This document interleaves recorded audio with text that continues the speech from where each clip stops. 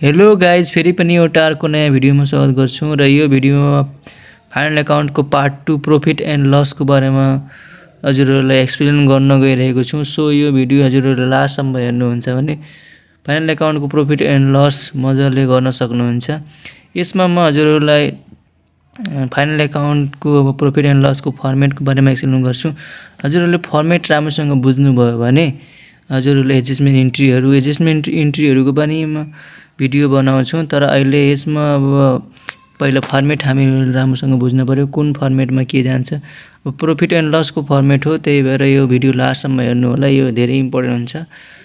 र यो भिडियो मनपर्छ भने भिडियो लाइक गर्नु होला र च्यानलमा नयाँ हुनुहुन्छ भने च्यानललाई सब्सक्राइब गर्नु होला, किनभने म अब बीबीएस फर्स्ट इयर एकाउन्ट अनि त्यसपछि क्लास 11 एकाउन्ट अनि त्यसपछि क्लास 12 एकाउन्टहरूमा यो फाइनल एकाउन्ट प्रॉफिट एन्ड लसको क्वेसनहरू आउँछ। त्यही भएर यो राम्रोसँग बुझ्नुभयो भने अब हजुरहरूले मजाले सल्भ गर्न सक्नुहुन्छ क्वेसनहरू।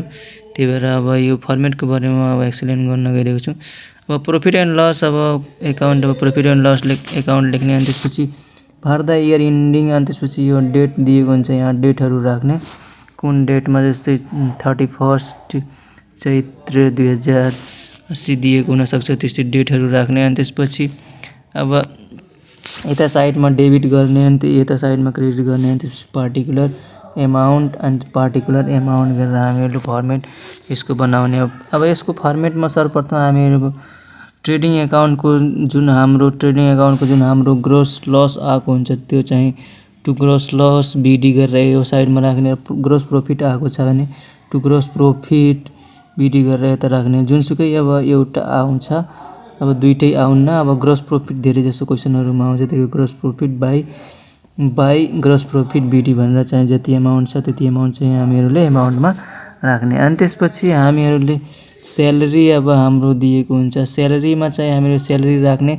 अनि त्यसपछि स्यालेरीमा प्रिपेड स्यालेरीहरू छ भने अब माइनस गरेर राख्ने, अनि आउटस्ट्यान्डिङ स्यालेरीहरू छ भने प्लस गरेर राख्ने। अनि त्यसपछि टु रेन्ट रेट्स एन्ड ट्याक्सेसहरू दिएको हुन्छ, त्यसको पनि अब प्रिपेड, अनि त्यसपछि आउटस्ट्यान्डिङहरू दिएको हुनसक्छ, त्योहरू पनि अब माइनस प्लस गरेर राख्ने। अनि त्यसपछि प्रिन्टिङ एन्ड स्टेसनरी एक्सपेन्सेसहरू भयो, इन्सुरेन्स एक्सपेन्सेसहरू भयो, इलेक्ट्रिसिटी चार्ज भयो, अनि त्यसपछि हामीहरूको जर्नल एक्सपेन्सेसहरू भयो, टेलिफोन चार्जहरू भयो, अफिसमा टेलिफोन गरे बापत अडिट फी भयो, अफिसको अडिट गराउँदाखेरि ब्याङ्क चार्ज, जस्तै अब ब्याङ्कमा एउटा हामीले एटिएम कार्डहरू लिएको छौँ अथवा ब्याङ्कमा विभिन्न किसिमको अब ट्रान्जेक्सनहरू गर्दाखेरि ब्याङ्कले काट्ने चार्जहरू भयो, ब्याड डेप्ट भयो, हामीहरूले अब डेप्टरबाट पर्ने एमाउन्ट थियो, तर अब त्यो चाहिँ मिल्नेवाला छैन, त्यो मान्छे चाहिँ भाग्यो अथवा त्यो कम्पनी डुब्यो, अब त्यो चाहिँ ब्याड डेप्टको रूपमा हुन्छ।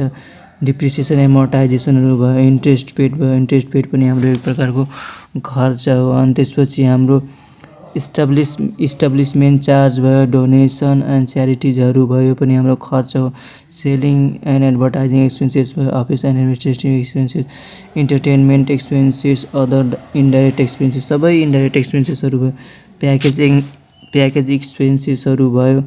अनि त्यसपछि डाइरेक्टर फी भयो, अनि सेल्स ट्याक्स भयो, सेल्समा हामी जति पनि ट्याक्स लाग्छ त्यो पनि हाम्रो अब अफिसको खर्च भएको छ। अनि त्यसपछि ट्रेड एक्सपेन्सेसहरू भयो, क्यारेज इनवर्ड भयो भने हामीहरू ट्रेडिङ एकाउन्टको डेबिट साइडमा राख्ने, तर क्यारेज आउटवर्ड छ भने हामीहरूले पिएल एकाउन्टको डेबिट साइडमा राख्ने। लसेस अन सेल अफ फिक्सेसहरू सेल गर्दाखेरि, जस्तै फिक्सेड प्लान्ट एन्ड मेसिनरीहरू सेल गर्दाखेरि हामी लस भएको छ भने त्यो चाहिँ लसेसहरू राख्न पऱ्यो। लसेस अन रिभ्यालुएसन अफ एसेसलाई रिभ्यालुएसन गर्दाखेरि जति पनि हाम्रो लस भएको हुन्छ त्यो राख्ने। ट्राभलिङ एक्सपेन्सेसहरू भयो, तिनीहरू चाहिँ राख्ने। अनि त्यसपछि हाम्रो प्रिलिमिनरी एक्सपेन्सेस रिटर्न अफ दिएको छ अथवा डिस्काउन्ट अनि issue of share return of दिएको छ। जस्तै अब डिस्काउन्ट अब इस्यु अफ सेयर भनेको के हो, अब जस्तै सेयरहरू इस्यु गरिरहेको थियो डिस्काउन्टमा, अनि त्यो रिटर्न अफ भएको छ भने त्यो एमाउन्ट राख्ने। अनि कमिसन दिएको छ भने, कमिसन रिसिभ दिएको छ भने क्रेडिट साइडमा राख्ने, कमिसन मात्र दिएको छ भने त्यो चाहिँ हामीले डेबिट साइडमा राख्ने। अनि त्यसपछि to net profit net profit आउँछ। यता क्रेडिट साइडमा हाम्रो धेरै छ भने नेट प्रॉफिट चाहिँ हाम्रो आएको हुन्छ। त्यस्तै गरी अब हामी क्रेडिट साइडको अब एक्सप्लेन गर्ने। क्रेडिट साइडमा हाम्रो त्यति धेरै आइटमहरू जान्न। क्रेडिट साइडमा हाम्रो अब जति पनि एक्सपेन्सेसहरू अथवा जति पनि हाम्रो इन्कमहरू अथवा गेनहरू हुन्छ त्यो चाहिँ हाम्रो क्रेडिट साइडमा हुन्छ। र डेबिट साइडमा जति पनि हाम्रो एक्सपेन्सेस एन्ड लसेसहरू हुन्छ, अफिससँग सम्बन्धित एक्सपेन्सेस एन्ड लसेसहरू हुन्छ त्यो चाहिँ हामीहरूले डेबिट साइडमा राख्ने। अब यसमा चाहिँ हामीहरूले इन्ट्रेस्ट रिसिभ भनेको हाम्रो एक प्रकारको इन्कम हो। अनि त्यसपछि रेन्ट पनि हाम्रो एक प्रकारको income, discount receive, dividend receive, जति पनि हाम्रो रिसिभहरू मिसलिनियस रिसिप्टहरू अरू रिसिप्टहरू भयो। अनि त्यसपछि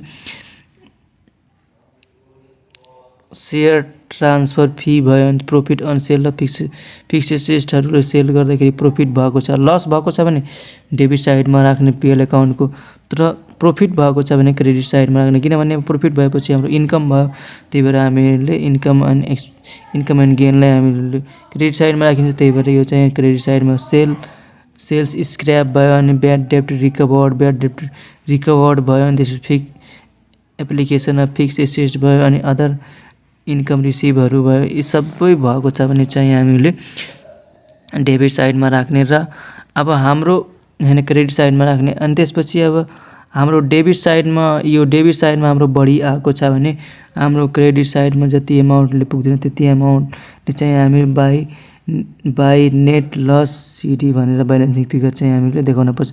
फर इक्जाम्पल यता चाहिँ हाम्रो 1 लाख भ्यालु आएको छ भने अब यता चाहिँ हामीले पनि 1 लाख बनाउन पर्यो। तर यता चाहिँ हाम्रो 80,000 मात्र पुगेछ, 20,000ले हाम्रो घटेको छ। 20,000 जति हामीहरू थाप्छौँ त्यो 20,000 चाहिँ हाम्रो नेट लस भएको हुन्छ। यसरी नै हजुरहरूले यो फर्मेट राम्रोसँग घोक्नुभयो भने अब हजुरहरूले अब ट्रेडिङ एकाउन्ट प्रॉफिट एन्ड लससँग सम्बन्धित क्वेसनहरू, ट्रेडिङसँग सम्बन्धित क्वेसनहरू, अनि त्यसपछि ब्यालेन्स सिटसँग सम्बन्धित क्वेसनहरू गर्न चाहिँ इजी भएको हुन्छ। अब यसरी चाहिँ हजुरहरूले गर्नुभयो भने पक्कै पनि अब हजुरहरूले क्वेसनहरू सल्भ गर्न सक्नुहुन्छ। यति भन्दैमा यो भिडियो यहीँ फिनिस गर्छु र अर्को भिडियोमा चाहिँ म ब्यालेन्स सिट र एडजस्टमेन्टहरूको बारेमा एक्सप्लेन गर्छु। सो च्यानललाई सब्सक्राइब गर्नुहुन्छ भने हजुरहरूकोमा नोटिफिकेसन आउँछ। एडजस्टमेन्ट चाहिँ हाम्रो सबभन्दा इम्पोर्टेन्ट हुन्छ। एडजस्टमेन्ट राम्रोसँग बुझ्नुभयो भने हजुरहरूले अरू सबै मजाले सल्भ गर्न सक्नुहुन्छ। सो एडजस्टमेन्टको भिडियो नछुटाउनु होला। अरू भिडियो छुटाए पनि balance sheet, trading account and PL account छुटाए पनि अब हामीहरूले एडजस्टमेन्टको इन्ट्री चाहिँ छुटाउन भएन। एडजस्टमेन्ट चाहिँ हाम्रो सबभन्दा इम्पोर्टेन्ट हुन्छ।